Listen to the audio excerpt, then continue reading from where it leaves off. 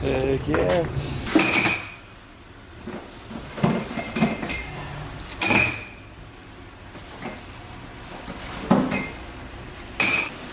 Got all the downpipes over here and all the material. This is the material plug.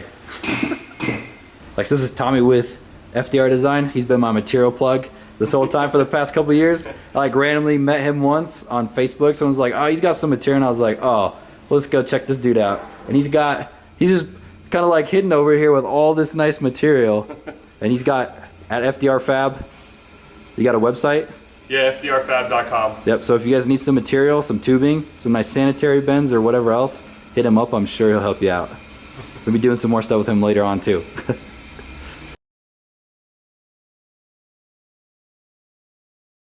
This dog is such a goofball. I guess she's my shotgun rider, huh, Ju? What's up, Ju? What are you doing? Just got back to the shop. Go check out my boy at FDR Fab. It's his website right there. If you need anything, go get it. Just wanted to show you guys more of the quality on these bends. Tells you right there it's 304 stainless. It's exactly how it comes out of the package.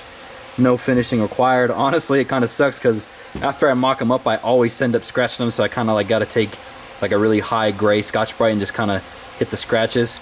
Just wanted to show you guys too, these V-bands are super, super nice. They're like 20 bucks, 30 bucks. They're not bad for V-bands, and the thing I love most about them is they got this little quick release thing. If I can do it. And then they also have the male and female ends, which I love because they actually seal pretty good. The only trick with these is you actually need to go ahead and put them together like this when you weld one, and then clamp it back together while you weld it so it doesn't distort all bad. Just wanted to show you guys the quality on this. Go check out my boy. Before we start today, I actually took the headers back off. I need to clean up these ends because they're just like straight out of the collector cutting fixture, so I need to make them more flat. So that way I can either put an elbow on there or I can put a V-band on there. I think I'm going to end up just welding V-bands to them because I kind of want them to just have V-bands on them right away instead of having like a bend to them. So I'm going to go ahead and get that done first, and then we will put these back on there and start running the crossovers. I didn't really film this, but I got the passenger side crossover kind of mocked up, just kind of chilling in here as I freaking tear it apart. But I'm gonna go ahead and put the water pump back on. I actually need to get some different spacers for it. Like, we couldn't mill this one down because it has this hole in it, so I ordered another set. Let's take the one that is solid and just use two solid ones instead of having that hole. That hole gets plugged anyways. But got this crossover done. The gates are gonna go on the crossovers themselves. So I've got two 44 mil waste gates. I am gonna just show you guys really quick how I do this. So I originally wanted to use a 45, but the 45 is not enough and it still hits right here. So I'm gonna go ahead and put this 90 on here and put this piece of straight. And I'm gonna show you guys just kind of how like I get an idea of like where to cut my bends at. It's really simple if you think about it for a second. I mean, I'm sure a lot of you guys do it, but let me show you guys how I do it really quick.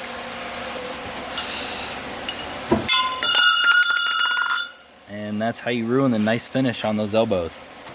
The 90 is clearly way too much, like that's over in outer space somewhere. We want to be more kind of like this. So it's relatively simple, but what I do is just go like this, kind of hold the pipe on it where I can make like a straight cut relatively nice, and then mark it just like this.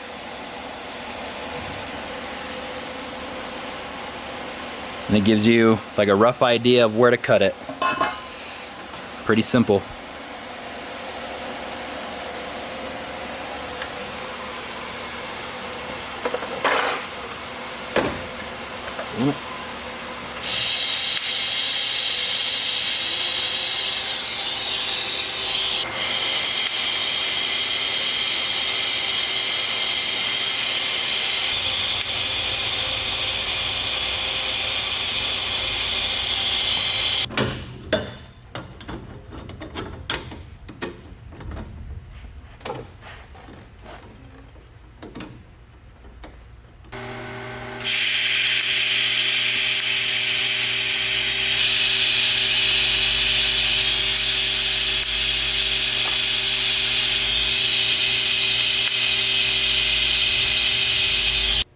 As you guys saw in that last clip, I did go ahead and get the driver's side crossover done.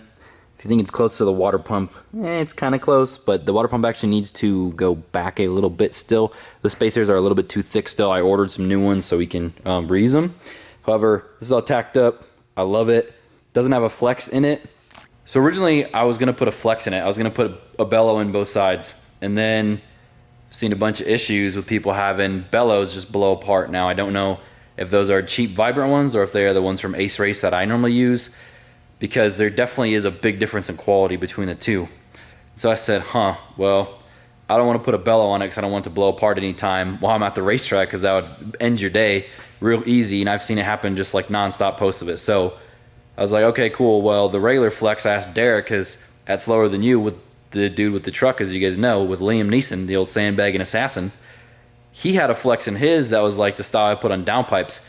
Now they don't have the mesh on the inside. They actually have like a nice stainless steel piece on the inside, so it can't come apart and like go through the turbo. But he also blew out a flex piece. And then I was talking to some other people too about doing a double slip, and people even blow out the double slip. So I'm gonna be kind of a guinea pig. I guess it's not really even a guinea pig, but my motor is mounted to the tube chassis. It's gonna be solid mounted. It will still move a little bit, so of course it's gonna have a little bit of flex to it. The motor has a transmission mount in the back, has a mid plate and the front plates. So realistically, it shouldn't move much, just have vibrations from the motor. So I opted out to not do any type of flex joints in it. Now that's okay, because I'm totally okay with it cracking. If it cracks, I learned, hey, let's put a flex in it instead. It's no big deal. I can weld it, not a big deal for me. On a customer thing, I just let the customers know, hey, obviously if the bellow breaks, it's just kind of what happens. I'll cut it out, replace it. But anyways, that's why I was letting you guys know. If you're wondering why there's not a flex in it, that is why. I'm gonna test it out, see what happens. But as I say that right now, it's like 3:30, 4 o'clock.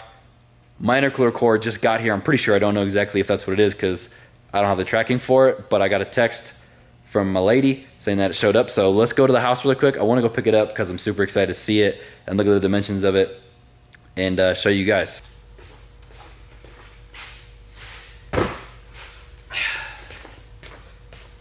Check this thick girl out. This is the new core for the RX-7. I take it out of its fancy little cushions, but I don't want to damage it. This is like 4.5 inches thick right now. What we're gonna do, we're gonna chop this thing right down the middle and then flip it on its side and then weld them together. But I gotta be like all the other YouTubers, so check this out, right? This is a story time. Not really a story time, but y'all know how I like Red Bull. I literally just went to the gas station.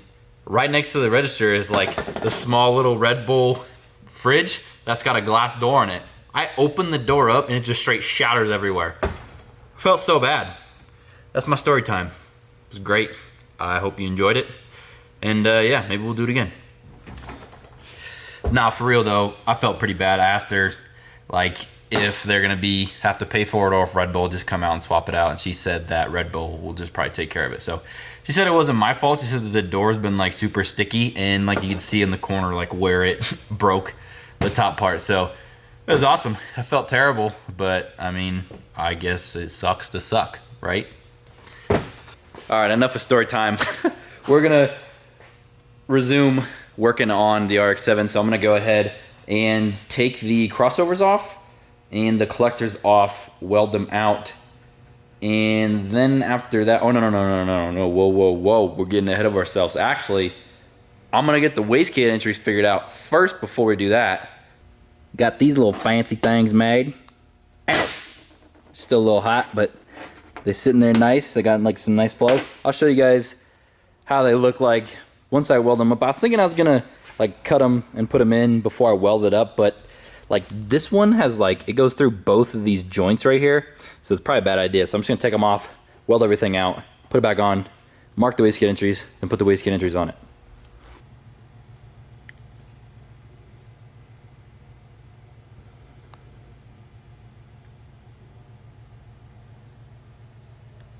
Now I know I didn't show any time lapse or anything like that of actually welding the stuff up.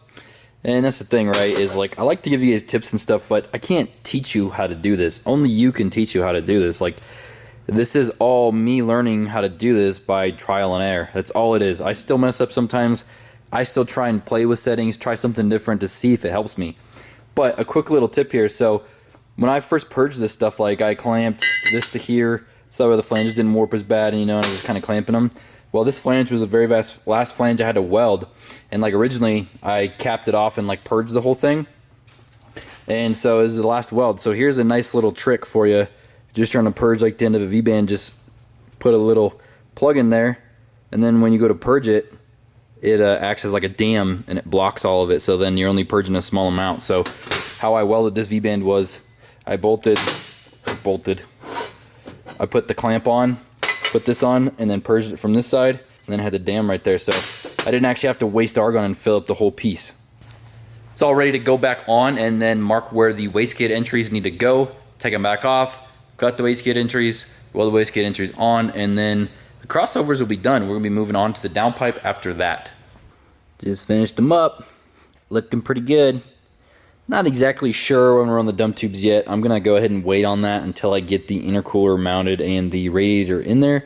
I'm thinking if anything, they're just gonna come like back this way and down.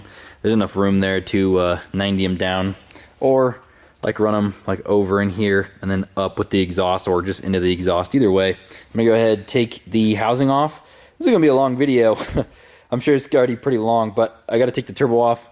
Gotta sawzall this flange off, and then weld the 4-inch on it before I can actually do the exhaust up. So take this off and cut our nice turbo up. Gotta love drilling holes in your nice fender. Sometimes without fender.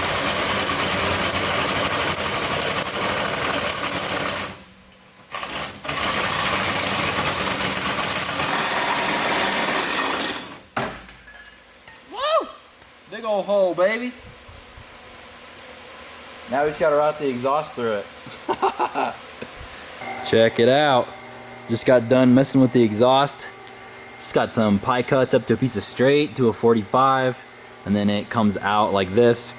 Now I've played with the angle of this tip so many different times, and like I keep getting it just a little bit too far one way, and then I'm like, gosh, it looks terrible. But let me put it back the other way. Put it back the other way. I'm like, I don't like it, but I do kind of like it like that. It's just kind of like a weird exit just because of how the fender actually is. So I don't want it to come like straight out. I want it to be kind of pointed up slightly, which is what I got.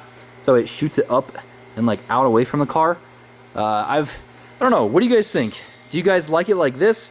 Or would you prefer me to like almost flush cut it? Like leave like a 1/4 inch sticking out, but just like follow the contour of the fender. What do you guys think? Let me know down below. I really like how it's coming out. Got all the crossovers on, the gates on. Not really sure I'm gonna do the dump tubes yet. Figure that out once we put the intercooler in there and get the radiator on there. But check it. I think it looks pretty good. Gonna be rowdy, that's for sure. Let me know down below what you guys think I should do with the exhaust. Do you like it how it is? Or should I cut it and have it follow the contour of the fender? The only thing I don't like about that is like the exhaust soot and stuff kind of like soots the side of the fender. Like this, it doesn't really soot it as much. It still does it a little bit, but not bad. So what do you guys think? Let me know down below. That's gonna wrap it up for this video. I'm sure we covered a lot of stuff today. We chopped the V-band off of the exhaust housing. I didn't even show you guys that afterwards, but I did chop that off. That was all kinds of fun. Got the crossovers done, got the gates on there, got some sick teardrops for the gate entries and whatnot. Yeah, just I'm tired. It's just been a long week of wrenching on this thing and doing some fab work on this thing. So anyways, I really appreciate that you guys watch this stuff, and honestly, I wouldn't do it without you guys. So I'm hustling, trying to get done for Ice Cream Cruise. Everybody's messaging me. Can't wait to see you at Ice Cream Cruise. I'm super excited to see everybody. The car's gonna be there whether it runs or drives, just so people can see it. I'd really like to get it started and be able to make some rips in it. But there's enough filming for this video. Hope you guys enjoyed it. Let me know down below what you guys thought of the video. Be sure to like, comment, subscribe, do the damn thing. You guys are awesome. And yeah, we'll just see you in the next video.